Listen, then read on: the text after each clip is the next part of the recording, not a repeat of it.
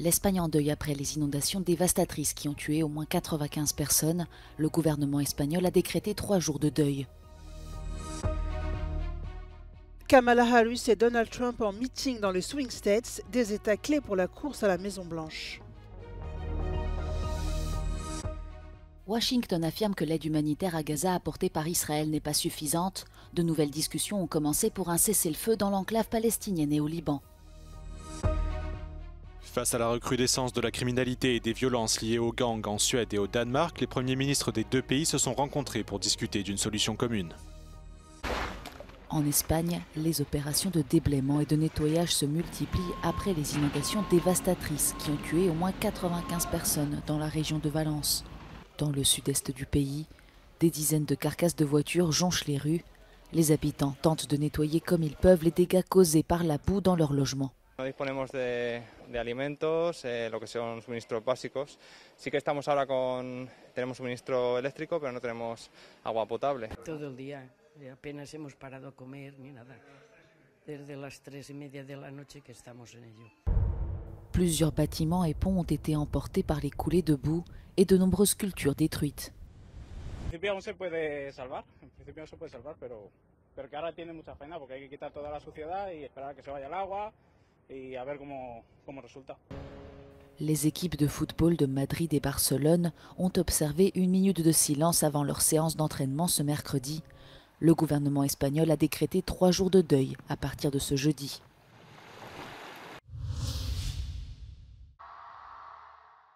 À quelques jours de l'élection présidentielle américaine, Kamala Harris et Donald Trump multiplient les déplacements dans les swing states, des États décisifs dans la course à la Maison-Blanche. Mercredi, la candidate démocrate était en meeting dans la ville de Raleigh, en Caroline du Nord, un État pivot qui n'a pas voté démocrate depuis l'élection de Barack Obama en 2008, mais sur lequel Kamala Harris fonde ses espoirs.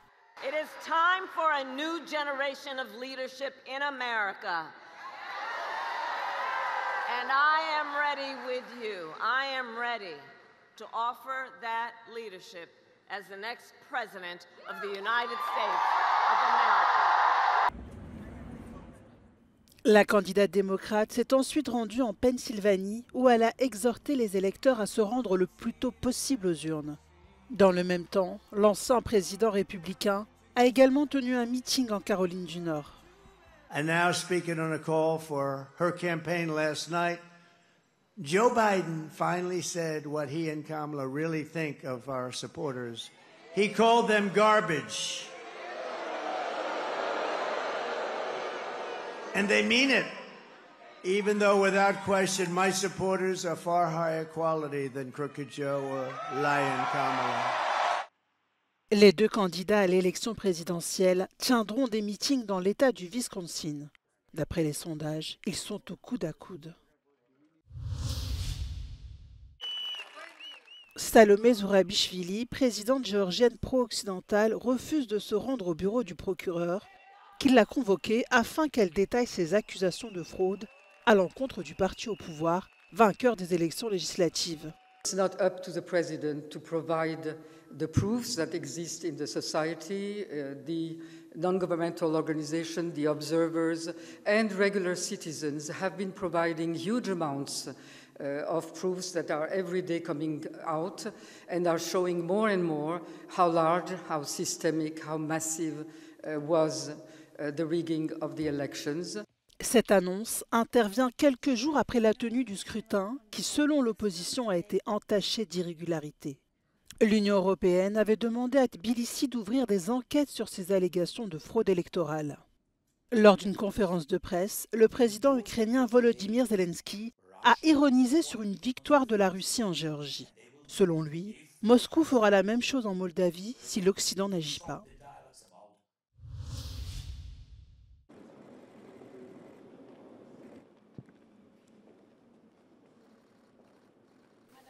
La politique d'élargissement de l'Union européenne semble à la croisée des chemins. La Commission européenne a présenté mercredi son rapport annuel sur l'état d'avancement des pays candidats, mais cette publication intervient après 2 scrutins en Moldavie et en Géorgie qui ébranlent la dynamique politique observée depuis 2022 et l'invasion de l'Ukraine par la Russie. Chisinau a dit oui à l'Europe, mais par une faible marge, à 50,4%. Les Géorgiens, en revanche, maintiennent au pouvoir un parti qui reprend à son compte des lois inspirées par la législation russe. Ces résultats interrogent sur l'attractivité du projet européen. The European Union definitely has a lot of credibility, particularly in Georgia, and this is what the people choose for their future. It's not about the credibility of the EU, it's about the current government that is really taking their choice away from the Georgian people. In Moldova, the situation is a little bit different because Moldovans are very poor currently, and they have been the victims of all the manipulation from Kremlin, including increased prices, inflation, and they're just really vulnerable to that. Ces deux scrutins, entachés d'accusations d'interférence russe, soulève des interrogations sur la capacité de l'Union européenne à apparaître comme une alternative politique garante de sécurité et de stabilité. Toutefois, pour renforcer leur crédibilité, les 27 ne devront plus tergiverser sur l'élargissement.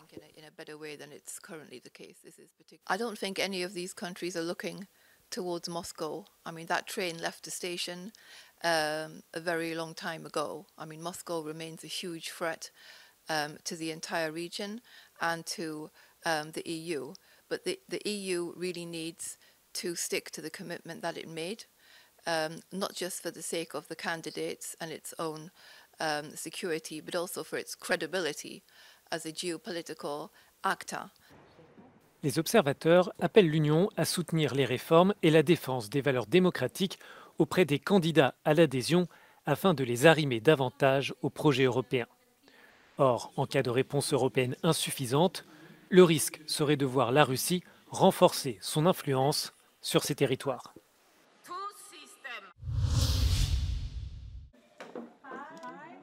Le Premier ministre suédois et son homologue danois se sont rencontrés pour discuter d'une solution commune face à la montée de la criminalité et des violences liées aux gangs dans les deux pays. L'année dernière, la Suède a connu une recrudescence des fusillades et des attaques à la bombe commises par des gangs. Une violence qui a ensuite traversé la frontière pour atteindre le Danemark et la Norvège. Les autorités affirment que de nombreux gangs suédois recrutent des adolescents dans les quartiers défavorisés à forte population immigrée. Der desværre en meget tæt sammenhæng mellem udlændingepolitik og kriminalitetsbekæmpelse i dag. Fordi når vi kigger på både den organiserede kriminalitet, når vi kigger på vold, når vi kigger på narko, så der en overrepræsentation i Danmark og i Sverige, især med unge mænd med ikke-vestlig baggrund. Og det uholdbart. En août de cette année, le Danemark a annoncé un renforcement de ses contrôles frontaliers avec la Suède pour lutter contre les gangs. Depuis le début de l'été, les violences ont fait 3 morts et 25 attaques ont eu lieu à Copenhague et à Malmö, selon les autorités.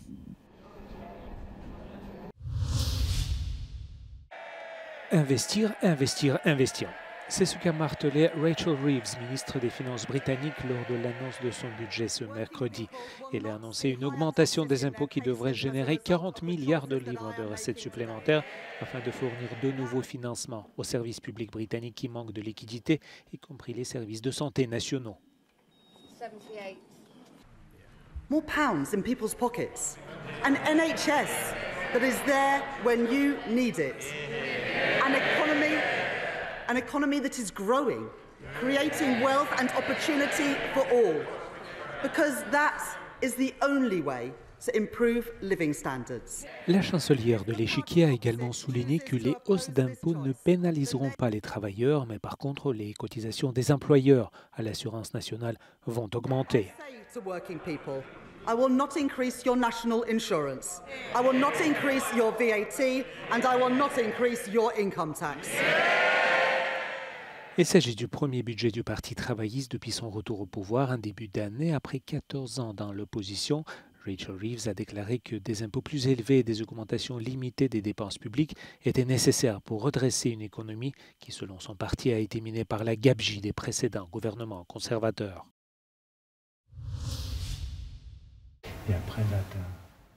Une exposition inédite au musée du Louvre-Lens regroupe des œuvres d'art ukrainiennes. C'est la première fois que ces précieux objets d'art sacré sont présentés au public français. Parmi eux figurent 4 icônes rarissimes, dont une représentation de la Vierge à l'Enfant datant du XVe siècle, ainsi que d'une icône de l'apôtre Saint Jean-Baptiste datant, elle, du XVIe siècle. 2 autres icônes, d'une taille inhabituelle, représentent le jugement dernier et l'hymne à la Vierge du peintre grec de la Renaissance, Théodoris Poulakis. La préservation de ces chefs-d'œuvre requiert un certain savoir-faire. Maximilien Durand a supervisé cette exposition. L'idée, c'était de leur offrir les meilleures conditions de conservation possibles parce qu'en Ukraine, dans les circonstances actuelles, cela a été compromis. Ce sont des œuvres fragiles qui sont peintes sur bois. Elles sont peintes à la tempéra, elles nécessitent donc une température stable. Elles nécessitent aussi des conditions de sécurité, peu de manipulation. Donc évidemment, les réserves du Louvre offrent toutes ces conditions particulières. En mai 2023, ces icônes ont été secrètement évacuées du Musée national des arts Bohdan et Varvara Kanenko de Kiev afin de les protéger des frappes russes. Une opération très sensible et périlleuse qui a été menée par le Musée du Louvre de Paris. Évidemment, c'est une opération qui est complexe à mener puisque les conditions, un pays sous loi martiale, des conditions de sécurité, des conditions aussi de discrétion qui sont indispensables, nous ont demandé d'inventer des manières de travailler qui sont un peu différentes de celles auxquelles nous sommes habitués. Les icônes ont quitté l'Ukraine secrètement par voie terrestre. Elles ont été accompagnées par tout le dispositif de sécurité nécessaire. Elles ont traversé la frontière et à travers la Pologne puis l'Allemagne, elles sont arrivées jusqu'à Paris pour pouvoir être abritées dans nos réserves. Les icônes seront conservées en France jusqu'à la fin de la guerre. L'exposition, elle, restera visible jusqu'en juin 2025.